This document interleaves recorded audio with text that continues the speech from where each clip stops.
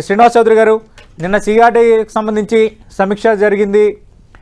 అలాగే మళ్ళీ సింగపూర్తో పాత ఒప్పందం పునరుద్ధరించడం అనే అంశం ఒకటి, రెండోది అమరావతికి సంబంధించి స్పీడ్ పెంచడం ఒకటి. ఏం జరగబోతోంది? ఎప్పటికల్లా అమరావతి పూర్తి స్థాయిలో సాక్షాత్కరించబోతోంది? మొదట గారు మీకు అలాగే పంచుకోవాలి వైఎస్ఆర్సీపీ నేత రంగారెడ్డి గారికి శుభోదయం. గుడ్ మార్నింగ్ అండి.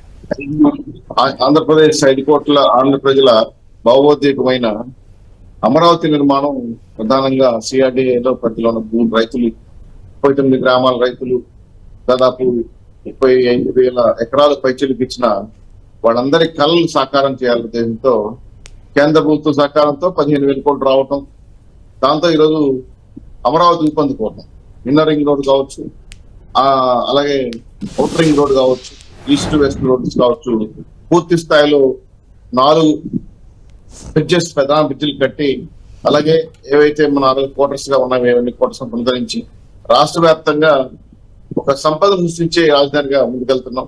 దీంతో పాటు గతంలో ఉన్నటువంటి 130 సంస్థలు ఒప్పందాలు కూడా పునరుద్ధరించి వాళ్ళలో ఎవరు యాక్టివ్ ఉన్నారో పరిశీలించి వాళ్ళని మళ్ళీ తిరిగి తీసుకురావడం, ఇంకొక టాప్ 10 లో ఉన్నటువంటి ఆసుపత్రులు కానీ కాలేజీలు కానీ అక్కడ ఉన్నటువంటి నిర్మాణాలు భాగస్వామ్యం చేయాలని అక్కడ వాళ్ళకి సలహాలు కట్టించడం జరిగింది. అనేక రకాలుగా చెప్పాలంటే అక్కడున్న రైతులు కూడా గత 5 ఏళ్ళుగా కౌలేకపోవడం, వాళ్ళు మళ్ళీ మేము 5 ఏళ్ళు కొనసాగించడం, పూర్తిగా కోల్పోయిన వాళ్ళకి కూడా పింఛన్లు కొనసాగించాలనే ఉద్దేశంతో ఎవరైతే ప్రభుత్వాన్ని నమ్మి ఇచ్చిన 29 గ్రామాల రైతులకి మేలు చేయ ఉద్దేశంతో రాష్ట్ర వ్యాప్తంగా ఒక ఇబ్బందికరమైన అంశాలు పెట్టి 3 రాజధానుల పేరుతో అమరావతిని విధ్వంసం చేసిన గత ప్రభుత్వాన్ని మనం మళ్ళీ పునరుద్ధరించి ఇక్కడ సిఆర్డీ ద్వారా సంస్థలు రావడం కానీ, అమరావతి నిర్మాణం కానీ, అవుటర్ రింగ్ రోడ్స్ కానీ, బ్రహ్మాండమైన ఆంధ్రులు బాగా ఆనందపడే, ఇన్ని రోజులు రాజధాని లేదు బాధపడే వ్యక్తులందరికీ కూడా సంతోషించే విధంగా అమరావతి నిర్మాణం జరగబోతా ఉంది. దీనికి చెన్నై ఐటీ వాళ్ళు గతంలో వచ్చి నిర్మాణాలు చాలా పటిష్టంగా ఉన్నాయని చెప్పారు. వాళ్ళు వచ్చి ఈరోజు మళ్ళీ పరిశీలించబోతున్నారు. గతంలో నిర్మించిన భవనాలు దాదాపు నీళ్ళలో వెళ్ళిపోవటం, చాలా మెటీరియల్ తరలించేయటం, కొంతమంది దొంగతనాలు చేయటం, అనేక అంశాలు చూసాం మనం. సిఆర్డీ పరిధిలో రోడ్లు గుల్లలు కానీ, అలాగే గ్రావెల్ కానీ, అదేవిధంగా ఐరన్ కానీ, కొన్ని రకాల వస్తువులు కూడా తస్కరించిన విషయం కూడా మనం చూసాం. ఇవన్నీ కూడా పరిగణలో తీసుకొని మళ్ళీ పూర్వ వైభవం మీరంటే రైన విధంగా అమరావతి ముందుకెళ్తా ఉంది. తద్వారా ఆంధ్ర రాష్ట్ర ప్రజలు ఇక్కడ కేంద్ర రాజధానిగా ఉంటూ రాష్ట్ర వ్యాప్తంగా ప్రజలందరూ కూడా తన వ్యాపార విస్తరణ కూడా ఆలోచించే అవకాశాలు ఉన్నాయి. కాబట్టి ఖచ్చితంగా ఇది ఒక మైలురాయిగా, ల్యాండ్ మార్క్ గా, రాజధానిగా అభివృద్ధి చెందుతుందని, భవిష్యత్తులో దీన్ని నవనగరాలు ఏవైతే అనుకున్నా వాటన్నింటి కూడా కొన్ని మార్పులు చేర్పులు కూడా చేసి మరింత అప్డేట్ చేసుకుని ఇప్పటి వరకు రాష్ట్రంలో విద్యా సంస్థలు, ఆసుపత్రులు, ఇండస్ట్రీస్, సెమీ ఇండస్ట్రీస్, అదేవిధంగా కేంద్ర ప్రభుత్వ సంస్థలు, అలాగే అంబసీస్ కానీ అనేక రకాల అంశాలన్నీ కూడా ఇక్కడ నిర్మాణంలో భాగంగా వస్తున్నాయి. గతంలో హైకోర్టు ఎంప్లాయీస్ కానీ, అలాగే స్టేట్ ఎంప్లాయీస్ కానీ, అలాగే రాష్ట్ర పరిధిలో ఉన్న ఉద్యోగస్తులు, కేంద్ర పరిధిలో ఉద్యోగస్తులు కూడా క్వార్టర్స్ వాళ్ళ నిర్మాణం జరిగింది. వాటిని కూడా పూర్తి చేసి ఈ 4 ఏళ్లలో పూర్తి స్థాయిలో అమరావతికి ఒక నిర్మాణమైన అద్భుతమైన నగరంగా నిర్మించి ప్రజలకి కానుక ఇవ్వబోతున్నాం. అందులో అనుమానం అక్కర్లేదు. రాష్ట్ర సిఆర్డీ పరిధిలో ఉన్న సంస్థ అధికారులు కూడా చాలా వాల్యుబుల్ సమాచారం తెలియజేశారు. నారాయణ కేసులు గారు కూర్చొని అధికారులకి దశ నిర్దేశం జరిగింది. పూర్తి స్థాయిలో అమరావతి నిర్మాణానికి సిఆర్డీ పరిధిలో ఉన్న పరిధిని పెంచకుండా ఆ పరిధిలో వరకే చేయాలని మాట్లాడడం జరిగింది. అన్ని రకాలుగా కూడా సహకారం కేంద్రం నుంచి వస్తుంది. కాబట్టి ధైర్యంగా ముందుకెళ్తున్నాం. ఇది ఏదైతే మేము అనుకున్నామో గతంలో 3 రాజధానులు పెట్టి మాకు చుక్కలు చూపించారు, ఆంధ్ర రాష్ట్రాలకి ఏమీ లేకుండా అటువంటి పరిస్థితి రాకుండా శాశ్వతంగా కేంద్రంలో గుర్తించిన అమరావతి రాజధాని కాబట్టి దాన్ని మనం ఈ రోజు నిర్మించుకోవడంలో ప్రధాన పాత్ర పోషించుకోతున్నాం ఎన్డీఏ కూటమి తరఫున. దీంట్లో కొన్ని చిన్న మార్పులు కూడా ఉన్నాయి సార్. అవి టెక్నికల్ ఇష్యూస్ చూసుకొని మార్పులు చేసి అమరావతి మహానగరంగా, అద్భుతమైన నగరంగా నిర్మించడం కోసం పునాదులు స్టార్ట్ అయ్యి దీన్ని టెక్నికల్ గా సపోర్ట్ చేయడం కోసం కూడా సింగపూర్ వాళ్ళు కూడా గతంలో హెల్ప్ చేస్తున్నారు. వాళ్ళ సహకారం తీసుకుంటామో లేదు కూడా ఆలోచిస్తున్నారు. తీసుకుంటే ఉద్దేశం ఎలా ఉంటుందో చూడాలి. ఎందుకంటే కొన్ని బ్రిడ్జెస్ అనేవి కూడా పెద్ద ఎత్తున ఇంటర్నేషనల్ క్వాలిటీ లెవెల్లో తీసుకురావాలి. కాబట్టి ఆ ఇంజనీరింగ్ కూడా సంపాదిస్తున్నాం. అనేక రకాలుగా అక్కడ ఉన్న డ్రైనేజ్ వ్యవస్థ కానీ, రోడ్లు కానీ, అలాగే ఇన్నర్ కరెంట్ పైప్ లైన్స్ కానీ, అద్భుతమైన లైటింగ్ సిస్టమ్స్ కానీ ఇవన్నీ కూడా విదేశీ ఇంజనీర్లతో కొంతమంది సలహాలు తీసుకొని సిఆర్డి అధికారులతో అద్భుతమైన నగరం నిర్మించడం కోసం పూర్తి స్థాయిలో తెలుగుదేశం పార్టీ ఎన్డీఏ కూటమి ముందుకెళ్తా ఉంది. దీంట్లో ఎటువంటి రాజీ లేదు, అక్కడ వస్తున్నటువంటి నిధుల పరమైన ఇబ్బంది లేదు. అనేక అంశాలపైన పూర్తిగా నిజాయితీగా ఉన్న అధికారులు అక్కడ పెట్టాం.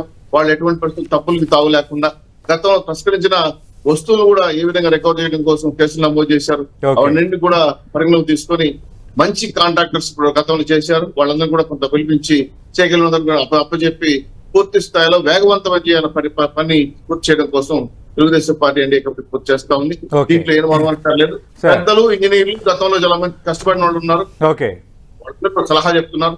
ఆ సలహాలు కూడా పరిణితి తీసుకొని ప్రధానంగా ఎవరైతే రైతులు భూములు కోల్పోయారో వాళ్ళకి ప్లాట్స్, పింఛన్లు, అదేవిధంగా గతంలో పూర్తి స్థాయిలో ఇచ్చిన కవులు ఇవన్నీ కూడా పూర్తి చేసి భారీగా నిధులు కేటాయించి అమరావతి నిర్మాణం అద్భుత నగరంగా ఆంధ్ర రాష్ట్ర ప్రజలు మెచ్చుకునే విధంగా గర్వంగా చెప్పుకునే విధంగా అమరావతి నిర్మాణం పూర్తి చేయడం కోసం ముందడుగేశాం. ఈ అందరి సహకారంతో స్వచ్ఛ సలహాతో నేను నిర్మించి చూపిస్తా. గత ప్రభుత్వాలాగా తప్పుడు దారిలో వెళ్లే పరిస్థితి లేకుండా అక్కడ నిధులు డైవర్ట్ చేసి అదే ఆర్ఫైన్ ఏదైతే జోన్ ఉందో దాంట్లో ప్లాట్లు వేసి దాన్ని చిత్రబంధనం చేయాలని ఉక్కుపాదంతో పైన అమ్మవారి కింద కమ్మవారని చెప్పి కుల ప్రాతిపదికగా విధ్వంసం చేసిన జగన్మోహన్ రెడ్డి గారికి ఇది ఒక చంపపెట్టుగా మారబోతా ఉంది. భవిష్యత్తులో ఆంధ్ర రాష్ట్ర ప్రజలకి ఇది ఐకాన్ నగరంగా నిలబడి సంపద సృష్టించే విధంగా, ఉపాధి అవకాశాలు కల్పించే విధంగా అద్భుతమైన నగరాన్ని సృష్టిస్తామని మీ ద్వారా హామీ ఇస్తున్నాం. రైట్, వెంకటరెడ్డి గారు. శ్రీనివాస్ గారు మాట్లాడండి సార్. అప్పులు కుప్పగా మార్చేసింది జగన్మోహన్ రెడ్డి గారు. రాష్ట్రాల్లో పిహెచ్డీ చేసుకుని జగన్మోహన్ రెడ్డి గారు మళ్ళీ మీరు అబద్ధాలు చెప్పండి. 5 ఏళ్ళు అబద్ధాలు చెప్పి ప్రజలను మోసం చేశారు.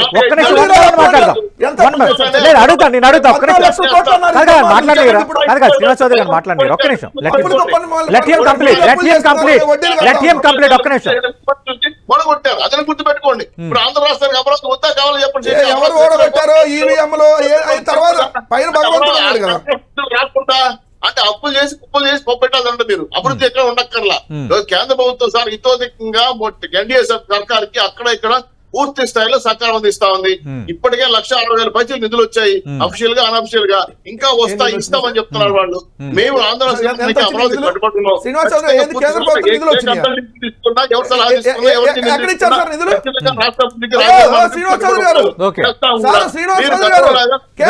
నిధులు వచ్చినాయి 2 నెలల్లో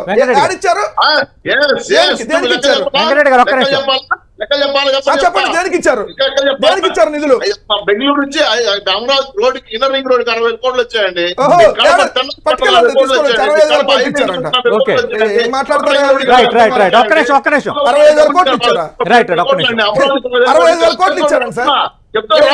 బెంగళూరు అమరావతి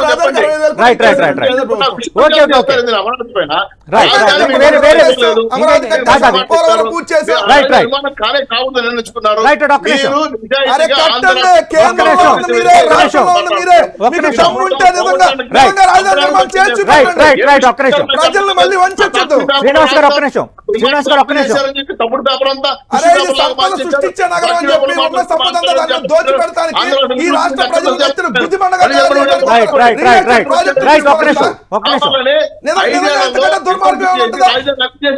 మీ రియల్ ఎస్టేట్ వ్యాపారం కోసం రాష్ట్ర ప్రజలందరినీ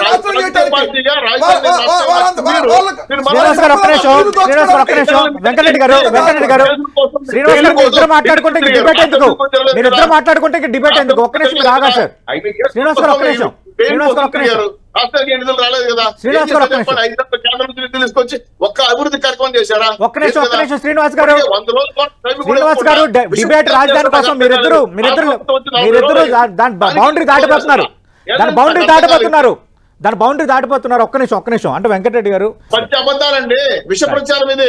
170 మీద కొడతామని చెప్పిన మీరు ఓడిపోయి రాష్ట్ర ప్రజలు మిమ్మల్ని వద్దనుకున్న తర్వాత ఈసీ మీద పడతారు. ఈవీఎం టాంపరింగ్ అంటారు. రాష్ట్ర కాదు, భారతదేశంలో పార్టీలన్నీ కూడా ఎలక్షన్ కమిషన్ లో కూర్చొని ఈవీఎం టైంపరింగ్ చేస్తారు, పరిచయించారు. దాంట్లో మీరు కూడా సంతకం పెట్టారు. ఈవీఎం టైంపరింగ్ రైట్ అని గుర్తుపెట్టుకొని మర్చిపోయినా అంటారు. వైఎస్ఆర్సీపీ నాయకులు పోయి ఈవీఎంలో మంచి 2019లో ఇదే చంద్రబాబు నాయుడు గారు ఈవీఎం రిపీట్ చేద్దాం. దాని మీద ఒక రోజు మాట్లాడదాం. Thank you. ఖచ్చితంగా ఒక రోజు మాట్లాడదాం. గెలిచిన వాళ్ళు కాదులే సార్. థ్యాంక్ యూ వెంకటరెడ్డి గారు. మనం చూస్తున్నాం